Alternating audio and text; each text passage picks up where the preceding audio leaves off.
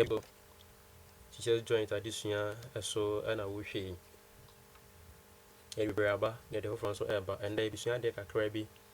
afa literature ho yɛsua adeɛ ketewa bi afa literature ho yɛama kwan wɔ fie bebree hɔ no yɛbɛma kwan no yɛtikyafoɔ ɛma yɛn ɛtwerɛ essay ɔma yɛtwerɛ essay sɛ ebia wɔtwerɛ letter akɔma w'adamfo na wato nsa frɛ no sɛ ɔmmɛdi akwaman yi ɛwɔ wo nkyɛn akwan bɛn na ɔfa so atwerɛ saa krataa yi akwan bɛn na ɔfa so akyerɛw saa krataa yi ɛndɛ yɛbɛboa wo ama watumi atwerɛ krataa bi te sei sɛ woto nsa frɛ w'adamfo wo nyɔnko bi wo nnua bi ama na wabɛdi akwaman ɛwɔ wo nkyɛn na watwerɛ agu paper so kama na ayɛ ne gyeɛ na yɛ kama ɛde ama wo nti yɛ aso na tie biribiara yɛbɛkyerɛw no na bɛboa wo yie na yɛnkyɛ ho no na yɛka wo sɛ teacher joint so ɛna wotie yi na yɛbɛsrɛ wo sɛ wobɛsubscribe na walike video yi na wahyɛ na wabɛka abusua ho sɛnea ɛbɛyɛ a yɛ-uploadi anaasɛ de video adesuade afuro bi ato hɔ nom a wɔn nso wɔn nsa bɛka no kane na watumi akɔsua na ayɛ kama ɛde ama wo nti like video yi subscribe na hyɛ ɛma yɛn na biribiara ɛnyɛ kama sɛdeɛ yɛyi kankan no wotwerɛ letter akɔma adamfo na wato nsa frɛ ne sɛ ɔmmɛdi akwaman yi ɛwɔ wo nkyɛn ɔne no bɛdi akwaman na bom na w'ani agye yɛnhwɛ kwan yɛfa so a bɛtwerɛ no wei ɛyɛ letter anaasɛ krataa a wotwerɛ akɔma w'adamfo ɛno nti no ɛyɛ informal letter wo ne w'adamfo no ɛbɔ tipɛn anaasɛ mo fie no ɛbɛn wɔyɛ w'adamfo nti wei ɛyɛ informal letter ɛyɛ letter a wotwerɛ akɔma w'adamfo nti mese ɛyɛ deɛn ɛyɛ informal letter fa to wo tirim nti wotwerɛ letter biara na ɛdi kan a ɛwɔ sɛ wodwene ho kane ɛyɛ address wo a wotwerɛ letter no wɔ address a wɔbɛtwerɛ wo nsa bɛgum so ɛwɔ soro sorry wo nsa nifa so ɛwɔ soro wo nsa nifa so ɛwɔ so your upper right corner of your book or your paper wowie a wobɛtwerɛ date da a wɔtwerɛ letter no na address no ɛkyerɛ wɔ report a letter no ɛfiri ba area sɛ school bi mu na ɛfiri ba asɔre bi mu na ɛfiri ba baabi ɛfiri ba na institution ko ɛfiri mu ba no ɛno ɛna address no ɛbɛka ho asɛm ɛna date ɛka da pɔte a wɔtwerɛ saa letter no date no ɛbɛka da pɔte a wɔtwerɛ saa letter no ɛho asɛm ewie a ne yaba nkyia anaasɛ salutation deɛ English ɛka no salutation no ɛyɛ nkyia salutation nkyia hello madamfo pa medɔfo me nua madamfo pa ne nyinaa ɛyɛ nkyia a wobɛtumi atwerɛ wɔ hɔnom ama no ayɛ kama wowie a wakyea wo nua no anaasɛ wakyea w'adamfo no anaasɛ wakyea wo dɔfo a wode letter no kɔma no awie no na waba abɛtwerɛ wo introduction no yɛka no ɛni anim wei wɔ me previous video no makyerɛkyerɛ saa nneɛma wei nyinaa mu nti wopɛ nteaseɛ bi a kɔhwɛ the previous videos no about letter twerɛ anaasɛ letter writing ntwi bɛhu saa nneɛma wei nyinaa sɛ makyerɛkyerɛ kama ɛwɔ hɔ nom a biribiara de no akwan kama wowie a wotwerɛ ɛni anim no wie a ɛni anim no wotwerɛ ɛni anim no na wama nipa no ahu nkitahodi kane ɛne asan so ama no adwemmupɔ titiriw bi ama na ahu nneɛma bi a wopɛ sɛ wotwerɛ letter no ɛfa ho ɛno ne ɛni anim no nti wɔka ɛni anim no wobɛhu nea letter no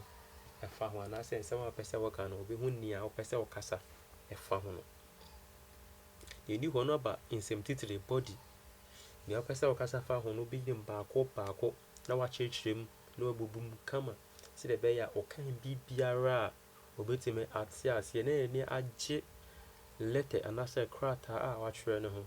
na watumi akan no yie yi ɛwɔ sɛ wotumi nyɛ anigyeɛ bi wɔ mu ɛfiri nneanim no introduction no ɛkɔfa body no nyinaa no ɛwɔ sɛ n'ani agye adeɛ no a watwerɛ no ho anaasɛ nkɔmmɔ a wone di ɛwɔ letter mu no ɛwɔ sɛ n'ani tumi agye ho na watumi anya aso ama letter no na watumi akan na wate aseɛ nti wotwerɛ nsɛm titire no wie wokyerɛkyerɛ mu wie a then you will awie anase tofa, awie anase tofa, awie anase tofa, conclusion any summary. Nti be bo ne tofa de awatro ni nyina be fa be kanu okasemu tiawe bim ewo ase honom ero ne fe tofa de awaka nyina waka nyina abom na waka no kasemu ba ku bim anase kasemu tie bim ewo ase honom eno e fe no awie anase tofa anase conclusion. To conclude you let any wie pe na se krata na no conclude wie pe na yaba enjitum anase utim enjitum anase utim na anase pu for a subscription eno no chere se wo de wo hu eja wo churo bibi aya senso de ato ho se eye wan kasa e na wo ye de ai wo churo letter no wan kasa na wo churo letter no nti utim anase subscription no sometimes it do maybe a it may use so insemfo ebi te se wadanfo pa ase mesi ebia akwasi amponsa wadanfo pa ya omensa wodofo wodofo kwabena nyako wadanfo pa kwabena nyako wadanfo pa wodofo pa unua wati ase eno ye ne bia wetime use suppression e honom no na bibia aye kama enti we informal letter chop mo wadanfo ni de kan bo address we address no aye bebia letter no free ba institution letter no free ba da comporting outro letter no obetro we enchia hello madam fopa mendofo menua waiting and show mo bia say salutation and I say enchia we eni anim we ensem titire wo ka acho ni pa no ni ti acho krata no na asa wo letter no na wa chichire mu acho no we awieye abebo no tofa we no bed krata no atum na bibia aye kama we aye features and na say informal letter na husu bia ewom hyene so we na obehwe so atwere wo informal letter bia koma wadanfo enti mede we ebe aweye no mesra wo se wahwe video we no hye bi omo a fa wo pen ene o paper ene wa twedua na wan kasa twere letter ekoma wadanfo na to nsa frɛ say obedi akwama ewa wo nkyɛn se ne opɛ sɛ ɔtwo no bia ne se ne wonim bia na fa to hɔ me next video no metwere letter no nhwɛ so kama na me de ama na wo de atoto ne we de kan atwere assignment am de ama we wo so atwere ato hɔ no na ya hwɛ sɛ ampara no mfumso bia wo mu a na wa compare wo de atoto ho na wa insesi wo kama na bibia ayɛ fɛ meda wase sɛ waje mmerɛ na wahwɛ saa de suade yi meda wase koso na subscribe na share na like na bibia enye kama pese wutumi pen na so wutumi atwetwe na wutumi atiase na eye de wa chehwe phone so eye den ani age